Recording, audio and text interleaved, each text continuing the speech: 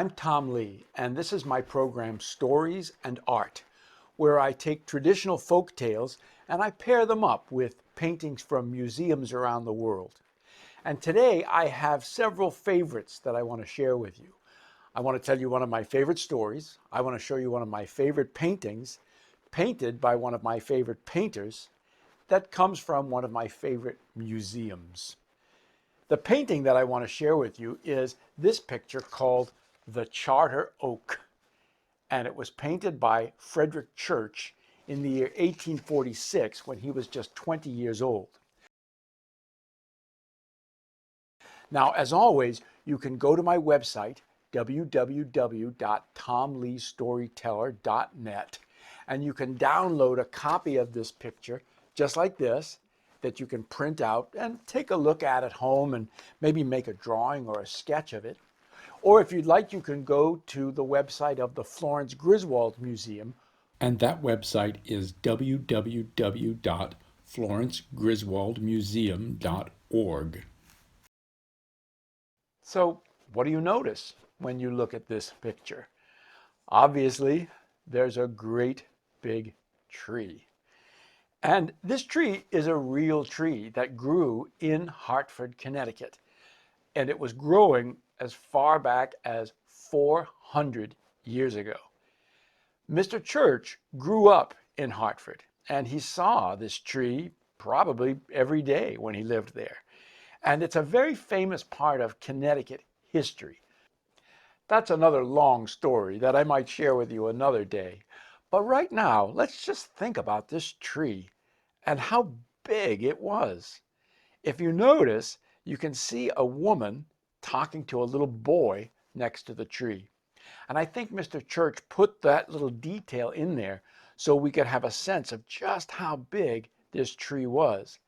They say 10 or 12 people would have had to hold hands together to make a ring around the tree. Not too long after this picture was painted, this tree was struck by lightning and it fell down and it was chopped up into many pieces. And a lot of people in Connecticut have furniture that was made from this tree. There's even a chair in Mr. Church's house in Hudson, New York, and it's called the Charter Oak Chair. Now, you can visit the Florence Griswold Museum and see this painting there, but not right now. As everybody knows, museums and schools are closed because of the coronavirus, and we're all keeping safe.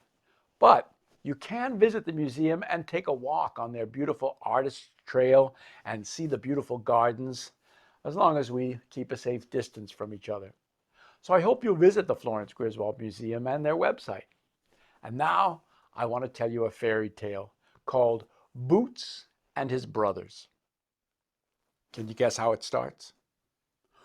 Once upon a time, and such a time there was, it was not your time, and it was not my time, and it was not anyone's time. It was once upon a time. There was a king, and he lived in a beautiful palace, but he had some problems. Right next to the king's palace, there was a tree, and this tree was not a big tree. This tree was not a huge tree. This tree was an enormous tree. This tree was absolutely gigantic. It was so big, it had so many branches and so many leaves that the sun could never shine through the windows of the king's palace. It was dark and gloomy. Now, you're probably thinking, why doesn't the king just chop the tree down? Well, it wasn't a normal tree. Usually, if you take an axe and you chop a tree, it gets a little smaller and a little smaller until finally it falls down. Not this tree. If you took an axe and chopped at this tree, it didn't get a little bit smaller, it got a little bit bigger. And every time anyone tried to chop it, the tree grew bigger and bigger and bigger. But that wasn't the king's only problem. The poor king had no well. His castle was built on an enormous rock, and no one could dig a hole into that rock to get water for the king to drink. The king announced, "If anyone can solve my problems, chop down this tree, dig a hole in this rock, and fill it with water, I will give that person a great reward." Well, people came from near and far. They brought their axes, they brought their buckets, they brought their shovels. It didn't do any good. They took one swing at that tree, chip, chop, and the tree got bigger. And the king would say, "No, no, no, away with you, away with you." Now, it so happens, in this kingdom there lived three brothers. There was the oldest, the middle, and the youngest. I do not know the oldest brother's name, and I do not know the middle brother's name, but I know the youngest brother's name. His name was Boots. At least, that's what everyone called him, because everybody thought this youngest brother was a bit of a foolish fellow. But the oldest brother was talking to his brothers one day, and he said, "Have you heard of this king? Have you heard of this great reward for just chopping down his tree and digging a well? I'm going to go and try my luck. I think I'll chop it down." And the middle brother said, "Don't be too sure, brother. I think I'll go and I'll chop that tree down." And then Boots, the youngest, he spoke up and he said, "Well, I don't know if I can do it or not, but you never know what you can do until you try. So I think I'll come with you." Well, the oldest brother and the middle brother, they said, "Oh, Boots, why bother? You're such a foolish boy. Just stay home. You'll never be able to do it." But Boots said, "No, I think I'm going to come and I think I'm going to try." So all three brothers walked off to the king's palace, and the journey took them into the forest. Now, Boots loved to walk in the forest. He loved to listen to all the sounds that he could hear, the wind blowing through the branches of the trees, birds chirping. But on this particular day, Boots heard an unusual sound. Chip, chop, chip, chop. And he said to his brothers, "What do you think's making that strange sound?" And his brothers just laughed at him. They said, "Oh, Boots, haven't you heard anyone chopping a tree before?" But Boots said, "Well, I'm curious. I want to go see what's making that sound." And his brothers said, "Well, go ahead if you want, but don't expect us to wait for you." And Boots said, "That's okay. You go on. I'll catch up." And he followed the sound deeper and deeper into the forest. And as he got closer, it got louder. Chip, chop, chip, chop, until finally Boots came to a tree and he saw an axe chopping the tree. But here's the thing. The axe was chopping all by itself. Nobody was holding it. Nobody was swinging it. It was just chipping and chopping and chopping and chipping.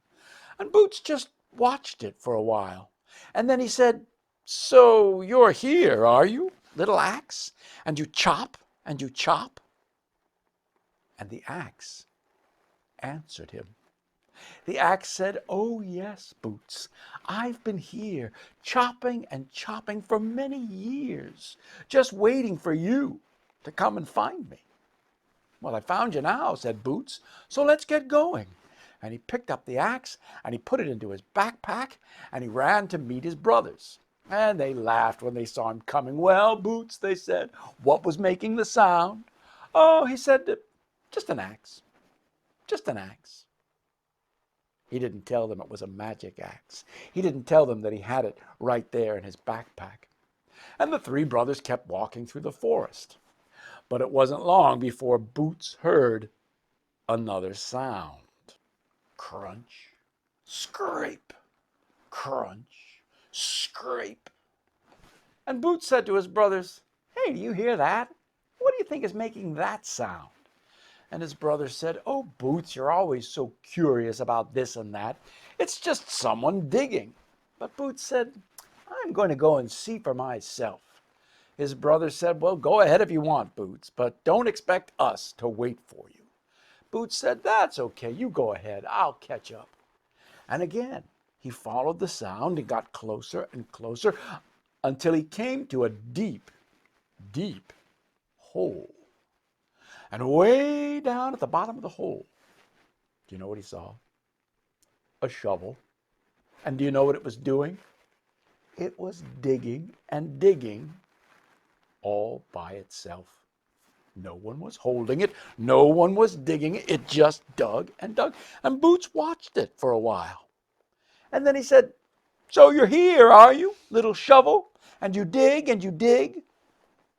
And the shovel answered him, "Oh yes, Boots, I've been here digging and digging for many years, just waiting for you to come and find me." "Well, I found you now," said Boots, "so let's get going." And he just held out his hand, and the little shovel flew right into his hand. He put it into his backpack, and he ran to catch up with his brothers. Well, you know, they were teasing him and said, "Well, Boots, what was making the sound?" He said, "Oh, just a shovel, just a shovel." He didn't tell them it was a magic shovel. He didn't tell them he had it right there in his backpack. And they all kept walking. Well, after a time, Boots heard another sound. Can you guess? Trickle, trickle, trickle, trickle, glug, glug, glug, glug. Trickle, trickle, trickle, trickle, glug, glug, glug, glug. And he said to his brothers, "What do you think's making that sound?" And they said, "Well, Boots, can't you tell? It's just a river." And he said, "I want to go see where it's coming from." And they said, "Well, go ahead if you want, but don't expect us to wait for you." He said, "You go ahead. I'll catch up." So he walked into the forest following the sound, and sure enough, there was a river flowing by. But you know, Boots was curious, and he wanted to see where this river was coming from. So he walked along and he walked along, and he noticed that the river grew a little narrower and a little narrower until he came to, you'll never guess, a walnut. Sitting on the ground in the middle of the forest, there was a tiny little walnut. And in this walnut there was a hole, and out of the hole came water. All the water of the river was pouring out of this walnut. And Boots watched it for a while, and he said, "So you're here, are you, little walnut? And you pour and you pour?" And the walnut answered, "Oh yes, Boots, I've been here pouring and pouring for many years, just waiting for you to come and find me." Boots said, "Well, I found you now, so let's get going." And he picked up the walnut. Oh, but wait a minute. It still had water pouring out of it. Boots took a little piece of moss and he covered up the hole. Trickle, trickle, trickle, trickle, trickle, trickle, trickle. And he put it into his backpack. And he ran to catch up with his brothers.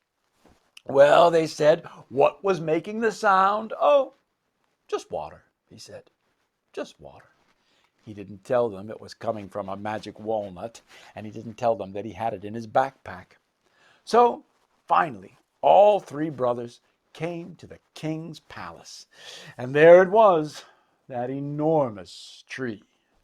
And the oldest brother said, "I'm going to chop this down." And the king said, "Be my guest." And the oldest brother picked up his axe, and I have to tell you, this older brother, he was a big, strong fellow. And he took that axe and he swung, chip, chop. And the tree got bigger. And the king said, "No, no, no, away with you, away with you." And the middle brother said, "Well, my turn." And maybe he wasn't the strongest guy, but he was fast. And he picked up that axe, chip, chop.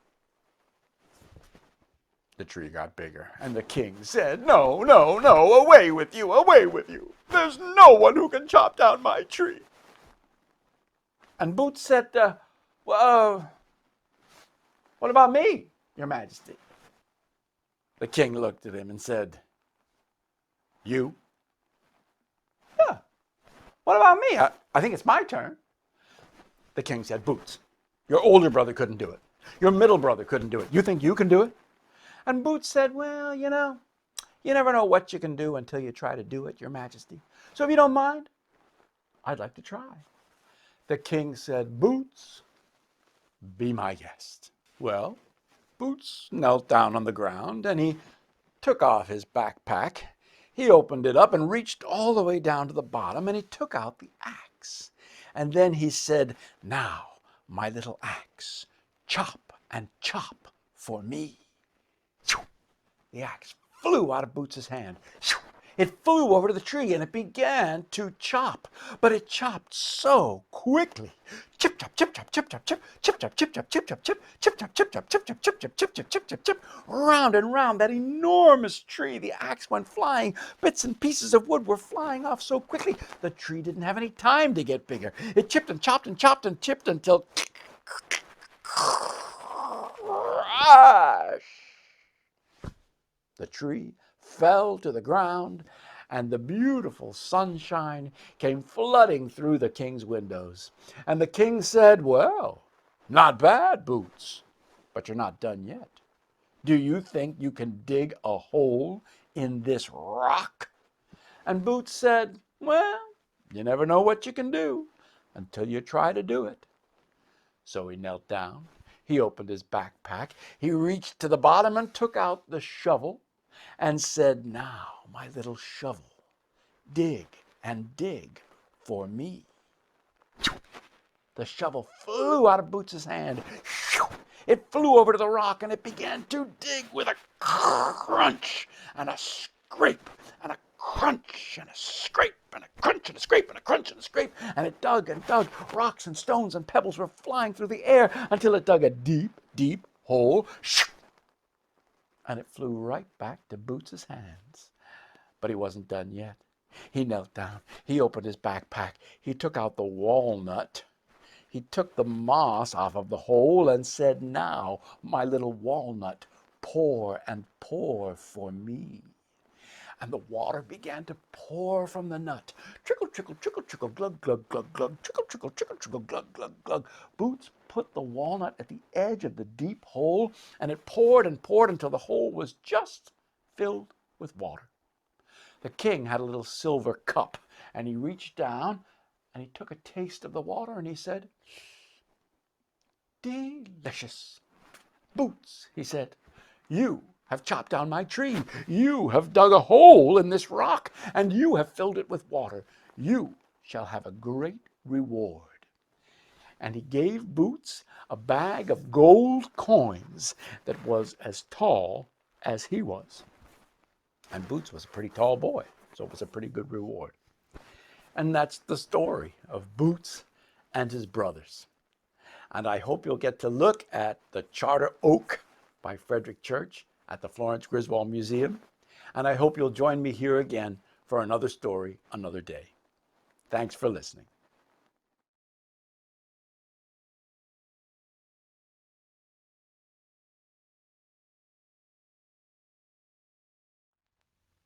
Hi, it's me again. I wanted to tell you a little bit about where the story Boots and His Brothers comes from. It's an old folk tale from Norway, and it was first written down by two men, Christian Apsjonsson and Jørgen Moe. And they wrote a book called Norwegian Folk Tales. And they wrote this book around 1840. And the stories that they put in this book were stories that people in Norway were telling, but not writing down. People told stories to one another and didn't necessarily think of putting them in books. And Christian Apsjonsson and Jørgen Moe were the first people in Norway to put these folk tales into a book. They got that idea from the Brothers Grimm in Germany about 20 years before, when they wrote Grimm's fairy tales. But I learned the story of Boots and His Brothers from this great old book called Told Under the Green Umbrella. And you can see this book is pretty beaten up. I like to call it well loved. I bought this at a book sale at the Centerville Library on Cape Cod in Massachusetts. I think I paid a dime for it, but it's filled with wonderful old stories and has some beautiful illustrations as well. It has a picture of Boots and the walnut, and Boots looking up at the king's tree, ready to chop it down.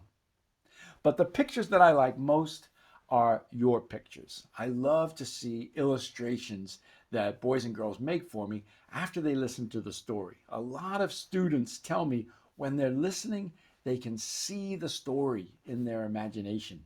So I'd love to see what your story looks like if you could make a sketch or a drawing. And if you'd like to send it to me at my website, www.tomleestoryteller.net, I'll put those pictures up on my website so we can share them with anyone that wants to see them. Okay, see you next time. Thanks a lot.